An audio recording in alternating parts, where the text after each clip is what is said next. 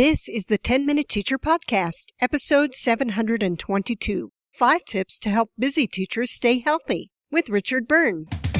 Welcome to the 10-Minute Teacher Podcast, hosted by author, educator, speaker, and mom, the Cool Cat teacher, Vicki Davis.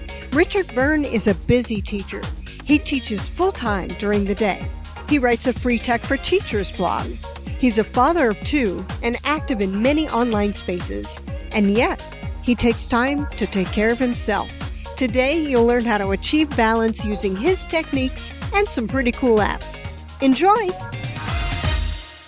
Advancement Courses is the sponsor of today's show. Stay tuned for how to save 20% on awesome online professional development for K-12 teachers. Today, I'm excited to talk to my good friend, Richard Byrne, Free Tech for Teachers. He has an awesome newsletter with, I think, more than 20,000 people who read that newsletter about ed tech tools, and just such a great resource for so many of us. Now, Richard, you have moved back into the classroom, and you kind of have a passion for what you're trying to help teachers do now. Tell us about it. Yeah, so people know me from freetechforteachers.com for now 13 years of doing that.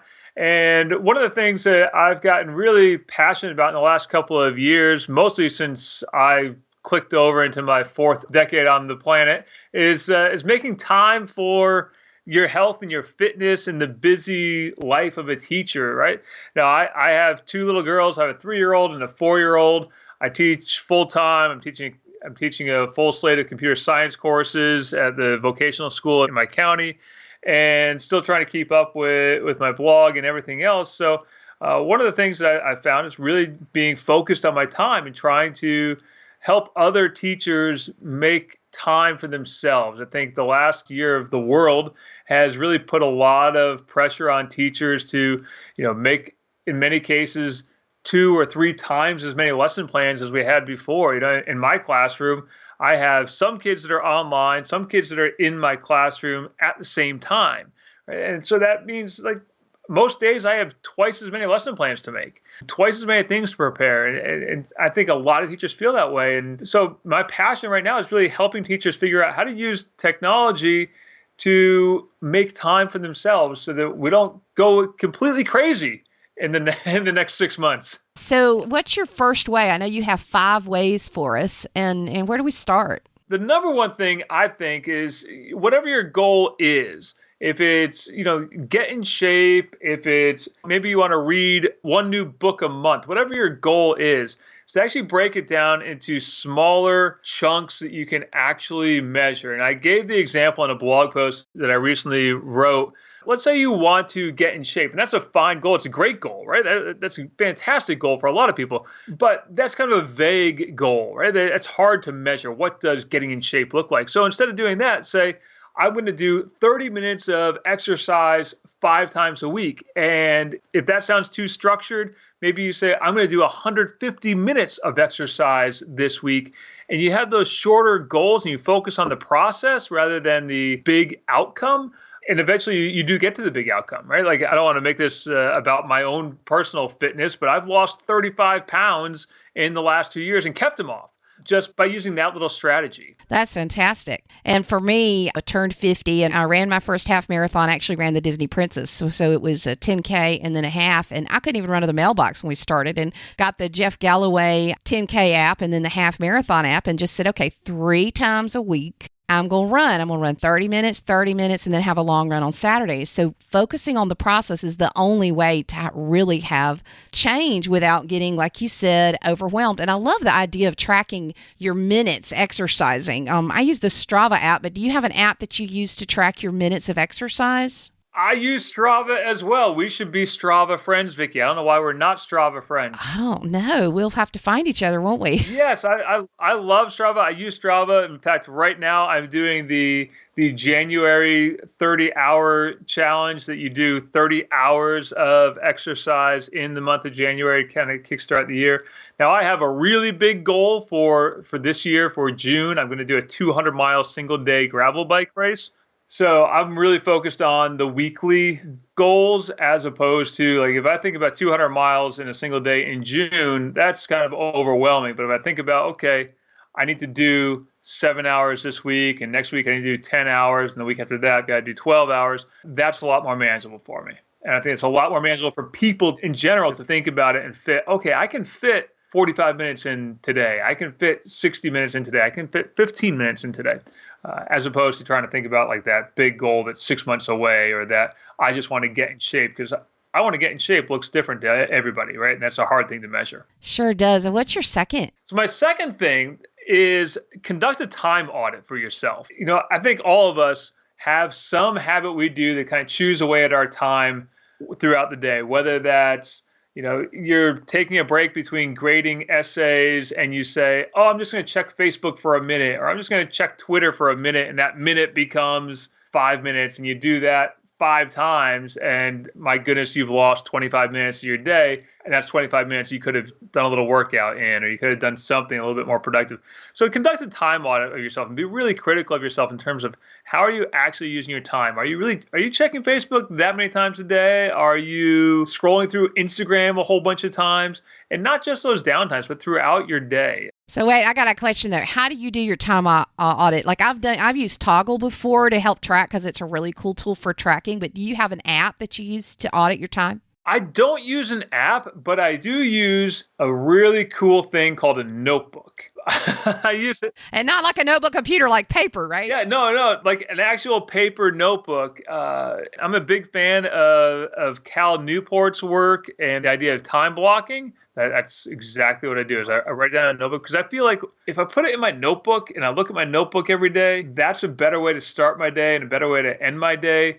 Then I open up my phone and gosh, there I go. I've got a notification about such and such thing. So my third thing is kind of related to the second one. That's go on a social media diet. I'm not saying you have to quit social media. If you can, by all means, go for it. But a lot of us can't for one reason or another, or just don't want to, but we want to do a little bit less time. So I use a really great Chrome extension called Stay Focused. It's also available for Firefox, and it's available for Microsoft Edge.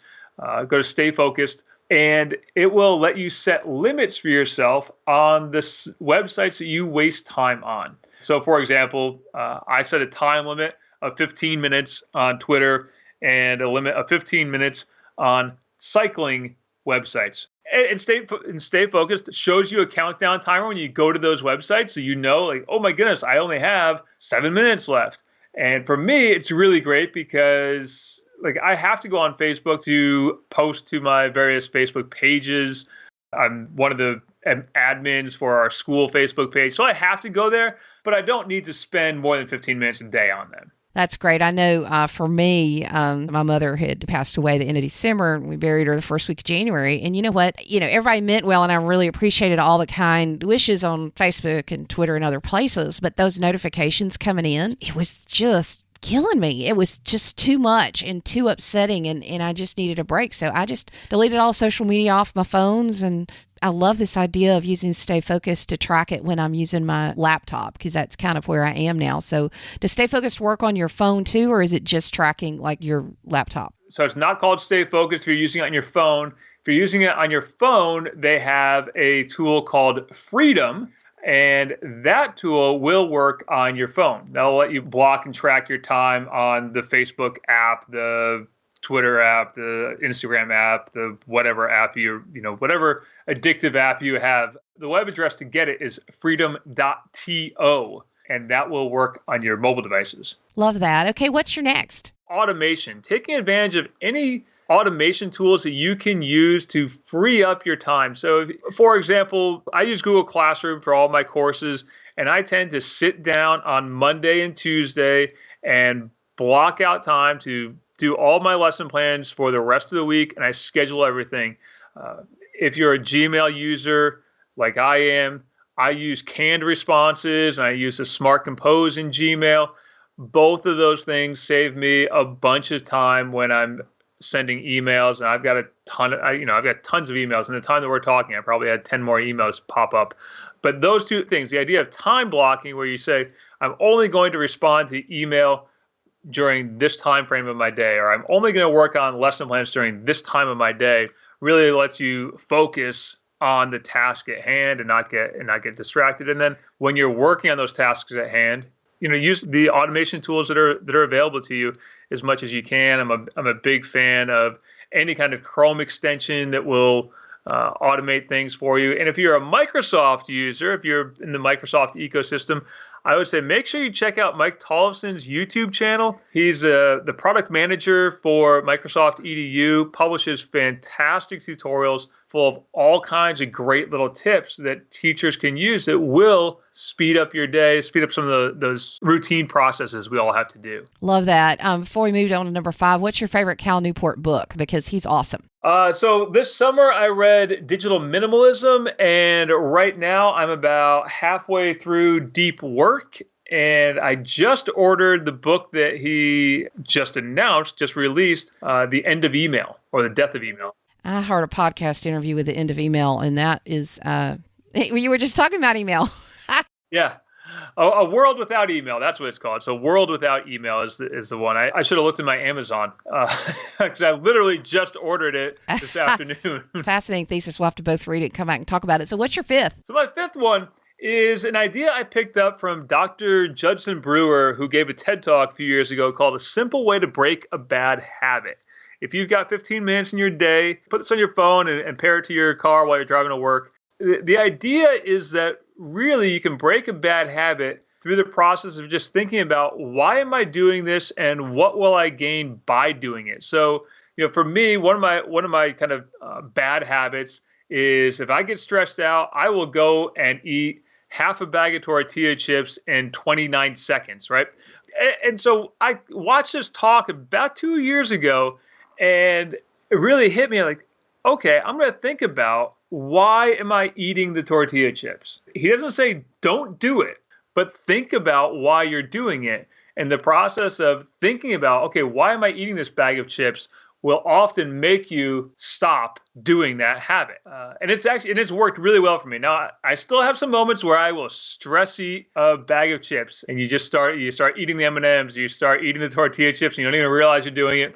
But as soon as you catch yourself, why am I doing this? And like I said, 90% of the time, that works for me to just stop doing that bad habit. And it also works when I'm thinking about when I got choices. Like I said, I teach full time, trying to keep my blog going. Got 2 little girls at home who need my attention and want my attention all the time. And so sometimes you have those choices. It's 7 o'clock at night and you want to sit down in front of the television and watch Jeopardy, or you could jump on your indoor trainer, or you could do your 30-minute workout. And just thinking about, okay, why am I making this choice right now, often makes me do the better choice. Those are my 5 things, but I have a bonus one, Vicki. The bonus one is this. If you have little kids at home like me, or you've got, some kind of dependence at home, make sure you get your partner on the same page as you. Agree on the page, right? Agree on the page, right? Communicating whatever that goal is. Okay, this week I want to get 150 minutes in, or I want to get 200 minutes of exercise in. That's worked really well for us. We're both trying to hit these individual fitness goals. And that way, by saying, okay, I need 30 minutes today and I need 45 minutes tomorrow, and she says, I need 30 minutes today and I need 45 minutes tomorrow, we can then, neither one of us feels like the other person is hung out to dry and only taking care of the kids while the other person's doing their thing. And so it really is important to just communicate that goal to the other person. Yes. You talked about Strava. I got on Strava because my husband was on Strava, and he decided to start running in July. We both ran our first 10K together at Callaway Gardens through the lights. It was epic. And just cheering each other on. It does make a difference when you encourage one another. And I think it's wise to prioritize your family, especially because nowadays that's all we can see. it's hey, they got to be my best friend and everything. So these are some fantastic ideas, teachers. And this is a challenge for all of us that are in teaching right now. We've got trauma teaching. That's what's happening. And we know that trauma does very difficult things to the brain. And you teach something and then you come in the next day and half the kids pretend like you've never taught it before. So it is challenging. We do need to manage our stress, and we're going to make it through. We're going to survive. We're going to make it through. but we do have to take care of ourselves as we do that. So thanks, Richard, for all of these great reminders. My pleasure. And I think we should tell people what Strava is. We've mentioned it a handful of times. Strava is a social network for people who are into running or biking or swimming or general fitness. You can follow each other and give each other kudos or thumbs up for doing a good job, and getting out there and exercising. You can make it competitive if you want to, but I try not to make it competitive. Yeah, I like encouragement, and be careful, because if you're sharing your routes, don't just go friend everybody on the planet and let them know where you're running. But anyway, hey, I'm running now by myself by the lake. That's a bad idea. So thank you, Richard, and thanks for clarifying that on Strava, and best wishes to you and your family. I'm enjoying watching your little girls grow up. So thanks, Richard. Thanks, Vicki. Hey everybody, it's time to plan your professional development now with advancement courses. You can choose from over 280 online graduate level PD courses in 20 subject areas that are self-paced with up to 6 months to complete. Go to advancementcourses.com/CoolCat and save 20% off each course by using the code COOL20. That's just $120 per graduate credit hour, or $160 for 50 clock hours. You can also receive graduate credit through CAEP and regionally accredited university partners for continuing education requirements. Thanks, Advancement Courses, for sponsoring today's show. Never stop learning.